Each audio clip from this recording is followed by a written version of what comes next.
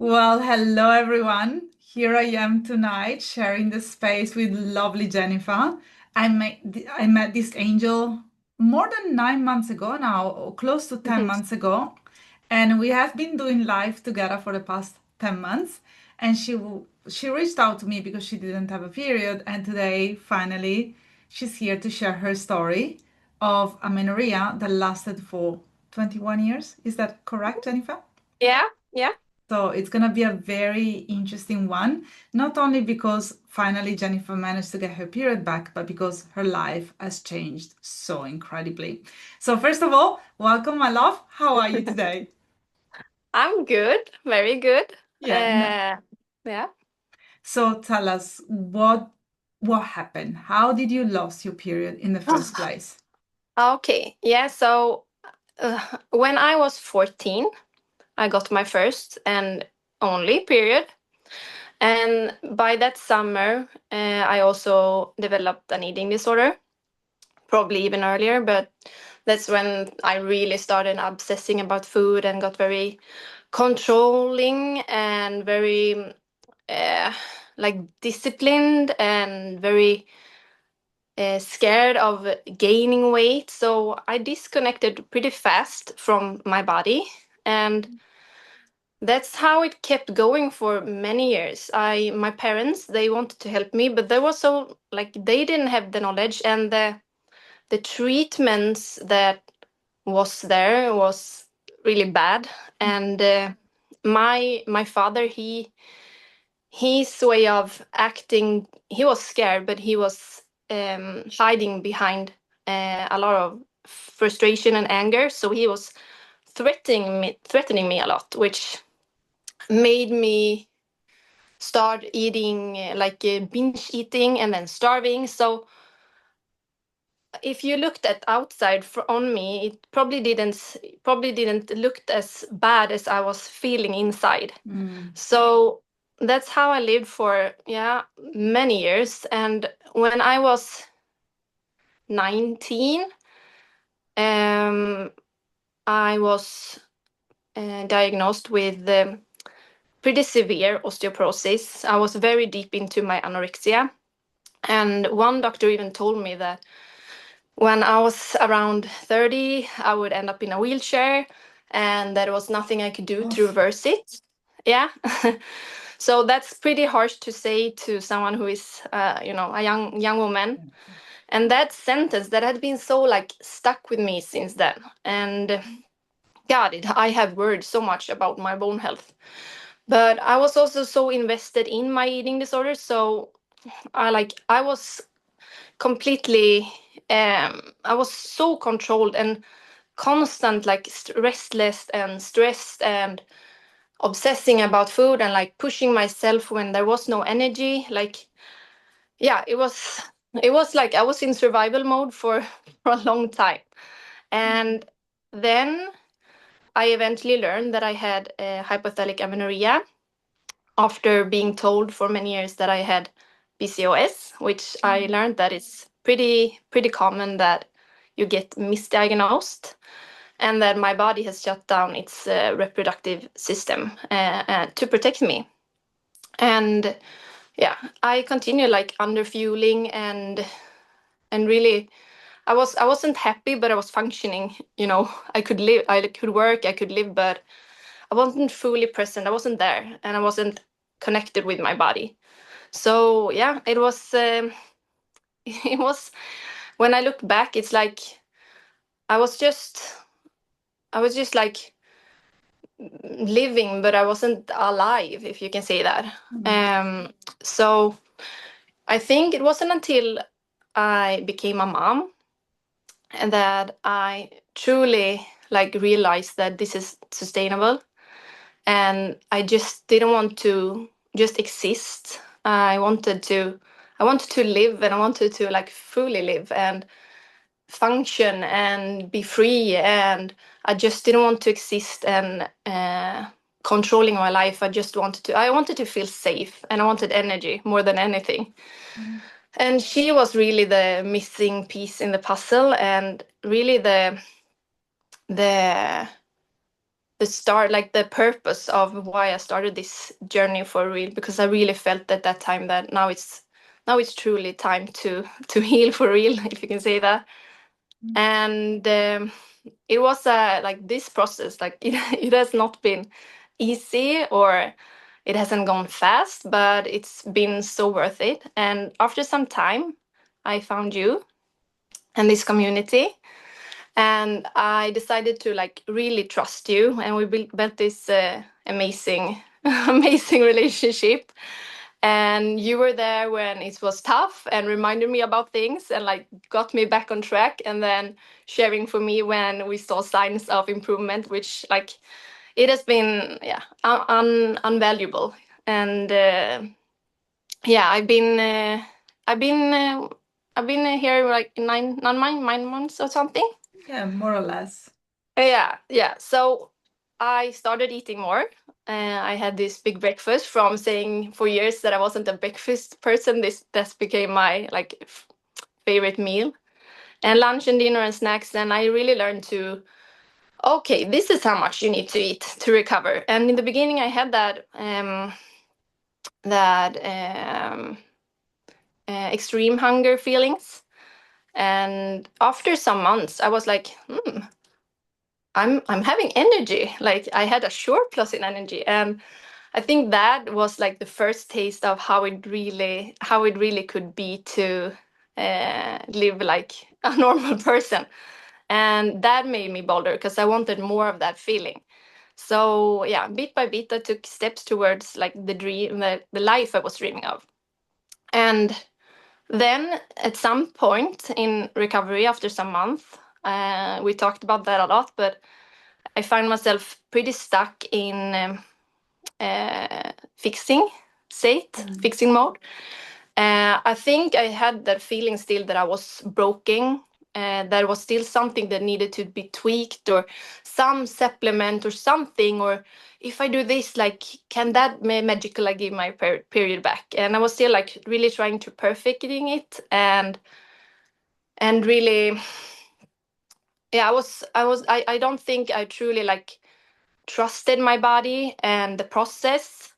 So I really learned that I needed to work with that a lot, and that's when I really found nervous system work, and I discovered breath work and somatic practices. For me, that has been like a real game changer, because it helped me reconnect with my body again, and it brought back safety in my body, and like in a way that I never like really have felt before. So alongside with journaling, that has been like the mental work that I feel is such a big part in recovery, especially when you come from an eating disorder, is a thing that in at least here in Sweden, if you going to this like usual medical treatment, that's they don't treat that. So it's only about like physically treat us, and then you're gonna handle it, and it's so fragile because it's so easy to fall back. And because it's not an easy process for most of people, and especially when you have been in, like, I've been more sick than I've been like recovered in my life. So yeah, it has been really really tough. And I think like in the beginning, when the first month, when the body changed and everything, it was extremely extremely tough, and I felt that resistant and excited for quite a long time. And it wasn't until I like understood that I needed to let go of that control, that I needed to fully like listen to what my body was asking for, and really relax into the process, and mentally even picturing that I was recovered, that there wasn't anything more that needed to be fixed. And that's when like the flexibility and the freedom that I was longing for just came naturally, and taking care of myself came with ease. And I think that's when I fully relaxed in the process, that like the magic really started to happen. And that when I really listen, and like I it was like I needed to pinch myself because I was finding like, oh, I didn't have to, uh, eat at a certain time, or anything like that. And that for me, being flexible has like, that is really freedom for me. So that when I started having that feeling, I was like, I didn't was so obsessed with getting my period back. So I fell in love with the journey, like you had been talking about my a lot, and I fell in love with the life I created and the person that I become. And now I'm getting emotional because uh, on June the 22nd, I got my period back. And I was in the bathroom and was changing my pants, and now I'm teary. um, and I saw blood, and I was like, literally, like, what the fuck? and and I ran into my husband and my daughter, and was like, it's here. And he was like, did you get your period? And we were like, really, like, we were dancing and laughing, and I was in so shock, like I didn't understand, like, is this happening? But I was so very grateful, and it was like my body was saying to me, like, thank you, I trust you now. And truly, like, after being disconnected for so many years, it was like my body and me was on the same team again. And yeah, I was on pink clouds For for a few that week. days, yeah. Yeah. Because it's like when you have longed for that for such a long time, and then finally it's ah. So, and not only that, like, before this period came, like a month or two before, I did a new DEXA scan, and my bones had increased pretty, like, amazingly. Still, like, it's not like I'm fully recovered there, but I know that you can medically say that you can like reverse your bones, but obviously there are things that you can do to improve it. So I mean, it really is two great things that has happened this year. And like, wow, this journey, like, it has taught me so much about myself. And this, like, finding this community, and you, like, I think of course it wouldn't have been the same without it, but having that support, that constant support, and not feeling alone, and this group of women that are so like there for each other, and you who see and every individual for their own journey, like, wow, that has really been so beautiful. And I also learned that healing, like, it's not linear, and that it can be very, very frustrating, and it can feel very slow and quiet, and then, like, suddenly everything changed. So yeah, the oh, it's still like I can't believe that has this really happened. And yeah, and also like that the body, my body or your body, is not working against you. It's just protecting you in the only way it knows, even though it's not giving you what you want at the moment. Yeah. So And I love to mm, say that Pothalamic amenorrhea is the smoke alarm. And when you have a fire in your house, you don't get angry with the smoke alarm. You actually try to put down the fire, right? yeah, And yeah, and something that it's very interesting about your story is that you said it correctly. You spend the majority of your life in yeah. sickness. So Mm, getting your first period is like going through puberty all over again. It's like, is there real yeah, blood? Is this really yeah, happening? yeah, And not only you got your period though, I would like to underline that you ovulated before getting your period. yeah, yeah, And that's yeah, the real sign that your body's fully trusting you, because yeah. without ovulation, it means that your body's still not ready to give you Mm, what you need. mm, So you got your period back, you yeah, ovulated, you mm, you reverse your bone situation, meaning that it's mm, not optimal, but it's very much improved compared to where it yeah, was before. yeah. Tell me, what was the hardest part? Letting go of the control, Mm, of the fixing, of like being perfect, because that's how I have been lived for so long.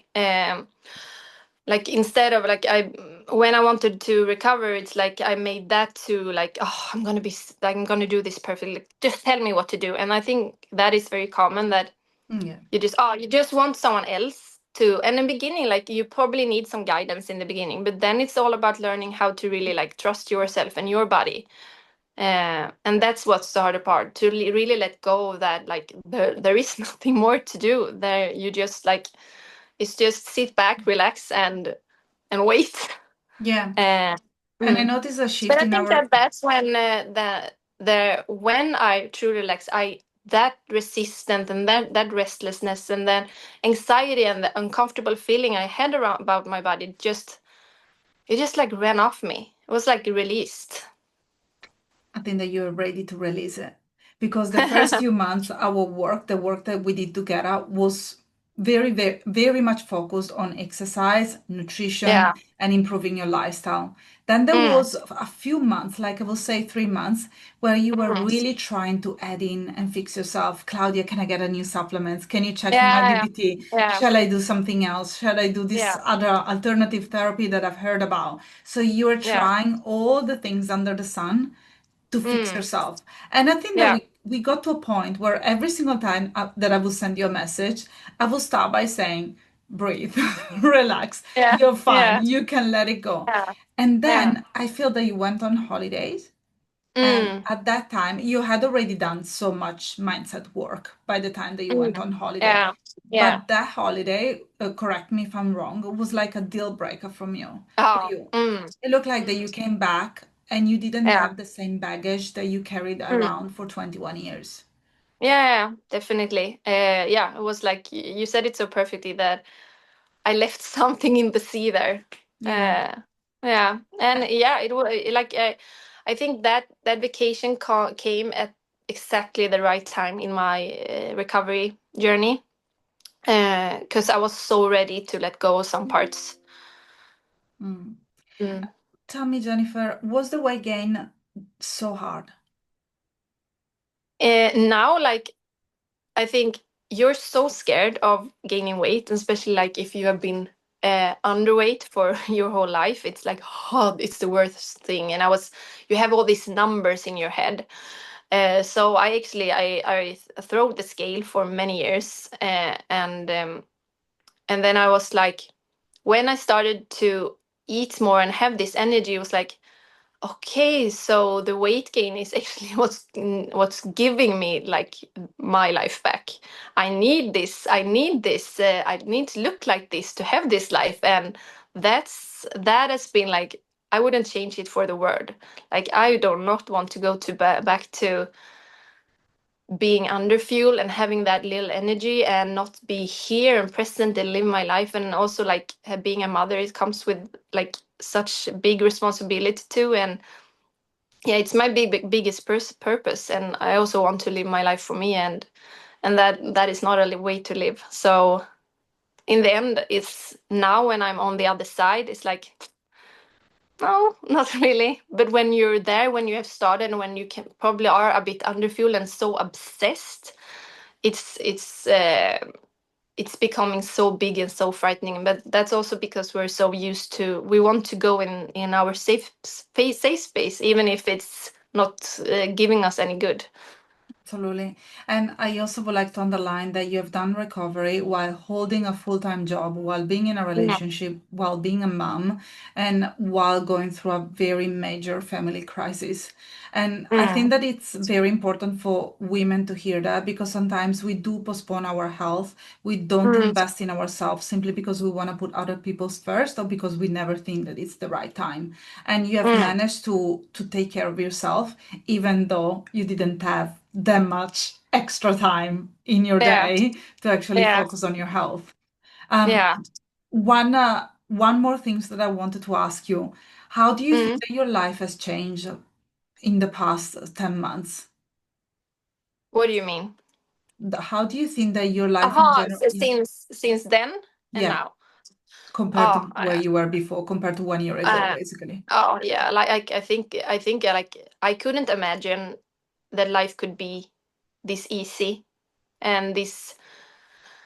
I'm just feeling like so light and alive, and like when I started, I was really struggling. Like I was, it was like I had one person who wanted to go that way, and one I was on that bridge, and like which way should I go? And I was on that way, on that way, and I was like always touring myself and negotiating so much, and that's probably like now I know I hold myself now. I trust myself, and I know even though life can be really bumpy and it has its ups and downs, I still like I trust myself, and I know I can also, I don't need to ask anyone else, should I do this or should I do this? Like I can decide on my own, and that is probably the most biggest change. Life changing.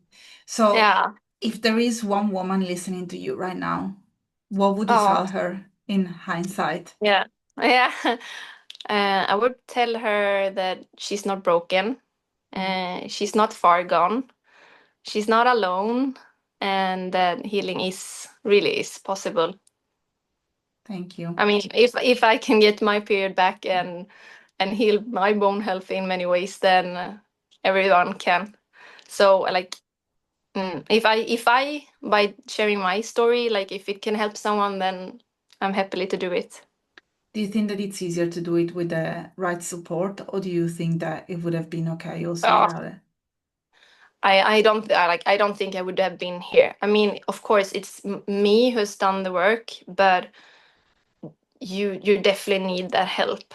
And I mean, I have gotten a lot of help through the years, but I've never been so um, I never felt so safe in something that is so scary and struggling, and you don't know when or how or why. Like it's been like it's been worth it, every penny, every minute of it. It's like I truly hope more people with HA or with eating disorder or with stress or anxiety like find its way to you. Thank you, lovely Jennifer.